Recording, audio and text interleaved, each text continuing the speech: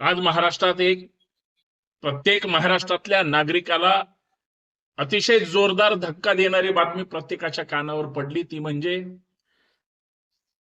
राज्याचे एक मातब्बर,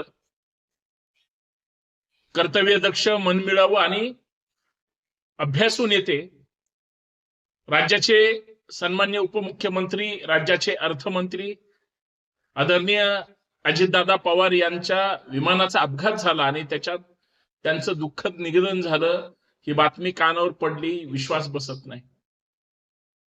मी कधीही विचार केला नव्हता की अजितदादांच्या नावाच्या अगोदर स्वर्गीय किंवा कैलासवासी लिहिलं जाईल किंवा त्यांच्या नावाच्या पुढे भावपूर्ण श्रद्धांजली लिहिली जाईल. कल्पना सुद्धा केली नव्हती. म्हणजे अजितदादा जे चालतं बोलतं नेतृत्व आहे. सध्या राजकीय पक्षांचा एक उत्सव सुरू आहे, अर्थात निवडणुका सुरू आहेत. वेगवेगळ्या माध्यमातून ही सगळी नेते मंडळी जीवाचं रान करत प्रचाराचे दौरे करतायत.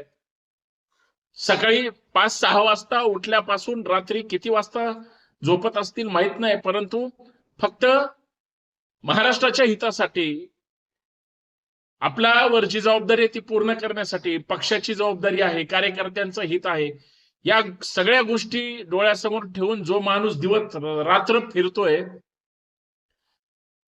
ते म्हणजे महाराष्ट्रातलं महत्वाचं नाव म्हणजे अजित पवार. आणि दादांची बातमी कानावर पडल्यानंतर इतका धक्का बसला. आपण त्या पक्षाचे नाही, मी कधी दादांना भेटलो पण नाही, परंतु कुठलाही राजकीय पक्षाचा नेता असू द्या, तो बिचारा तळमळीनं स्वकर्तृत्वावर जे काही उभं करायचं ते करतो, पण त्यासाठी स्वतः वेळ सुद्धा देणं अपेक्षित असतं. आई तर कधीच कुणाला मिळत नाही, हे सगळ्या प्रस्थापित नेत्यांना सुद्धा माहिती आहे. परंतु विमान अपघात होतो काय, त्याच्यात त्यांच्यासोबत अजून 4-5 लोक मृत्युमुखी पडतात काय, आणि दादांची अचानक राजकारणामध्ये एक्झिट होती काय, ज्या दादांना वाढदिवसाला प्रत्येक कार्यकर्त्याच्या मनात असतं की दादा एकदा राज्याचे मुख्यमंत्री झाले पाहिजे. प्रशासनावर पकड होती, हे सगळी पकड आता ढिल्ली झाली. दादा निघून गेले. दादा आता दिसणार नाहीत. त्यांच्या कामाची झलक आता दुसरा कोणतरी त्यांची जागा घेईल, परंतु ती कामाची पावती ते देऊ शकतील असं कुणीही सांगू शकत नाही.